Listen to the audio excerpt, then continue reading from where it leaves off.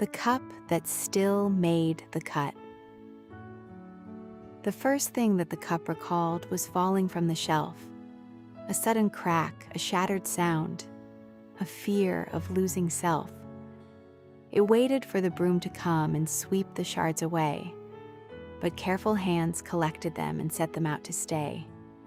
A silver fracture crossed its side, a narrow, crooked seam, and sunlight found the broken line and made it almost gleam. The other cup stood smooth and whole, untouched by any fall, while this one kept its wounded side turned quietly to the wall. It knew it still could hold the tea and serve its daily role, but somewhere deep it feared the crack had taken from its soul. It never thought itself worthless. That was not the fear. It only thought that being cracked made its worth less clear. The flawless cups stood shining there, immaculate and bright, while this one measured what it lacked against their polished white. Yet every morning, without fail, a hand would reach its way past every spotless cup in line and choose it for the day.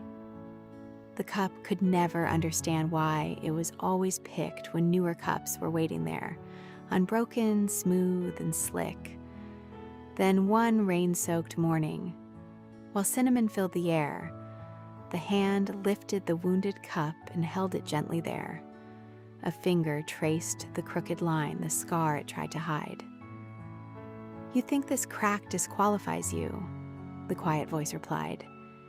"You think the scar is evidence that something went awry, but scars can tell the quiet truth of what refused to die. Damage is a chapter, cup not the measure of your soul. A wound may change the shape of you without making you less whole." The cup remembered falling hard against the kitchen floor, the ringing sound, the scattered pieces, the fear of something more. It remembered patient fingers gathering every part, then putting broken pieces back together with great care and heart. Still, the little fracture stayed, and with it stayed the doubt, for sometimes what we fear the most is what we think we're about. Then came an artisan who knew the ancient way to mend, who studied every broken line as though it were a friend. He practiced Kintsugi, the Japanese art of repair, where broken seams are joined with gold instead of hidden there. He did not paint the fracture out or make the damage cease. He filled the broken line with gold and gave the wound a peace. The golden seams ran through the cup, each shining in the sun. And suddenly the broken thing looked brighter than the one. The cup looked at its reflection and could hardly recognize the scar it once had tried to hide, now shining before its eyes. The artisan said, "Broken things need not return the same. Repair can honor what occurred without disguising blame. The gold does not erase the break or hide the life it knew. It makes the wound a part of what the cup has grown into. You need not hide the place where life once brought you to your knees. Some wounds become the windows through which others learn to see." The cup began to understand what no one told it clear. Being cracked did not mean its worth had disappeared. It had mistaken altered beauty for a lowering of its worth, and thought the cracks that marked its fall had made it less on earth. It learned that worth is not a race against another shining face, nor something lost because another cup appears to take its place. Some things gain their strength from what they have survived, and some of what we call our wounds are proof that we stayed alive. So every morning when the sunlight crossed the kitchen floor, the same familiar hand still reached and chose the cup once more. The other cups remained untouched, immaculate and bright. But now the wounded cup returned the morning with its light. It no longer wished the golden seams would somehow disappear, because every shining line revealed the years that brought it here. Each scar became a signature, each fracture had a voice, a record of the fall it lived, the mending, and the choice. And if you carry cracks you wish the world could never see, remember what the craftsman knew when he set the broken free. A wound is not a verdict. A scar is not a sentence. A broken thing can still become a thing of greater presence. So when you think your damage means that you have missed your chance, remember how the golden seams transformed the broken glance. The cup had spent its life believing broken meant it failed, until the gold revealed the truth its fracture had unveiled. It was not worthless. It was never without use. It only thought its brokenness made it harder to choose. But every morning, there it stood, still waiting for the tea, and the hand that knew its history still chose it faithfully. Because some cups are loved not for the absence of a scar, but for the quiet proof of how resilient things are. And that is what the cup learned when morning filled the room. Sometimes the deepest cracks are where the brightest treasures bloom. There is something deeper hiding inside the cup that still made the cut.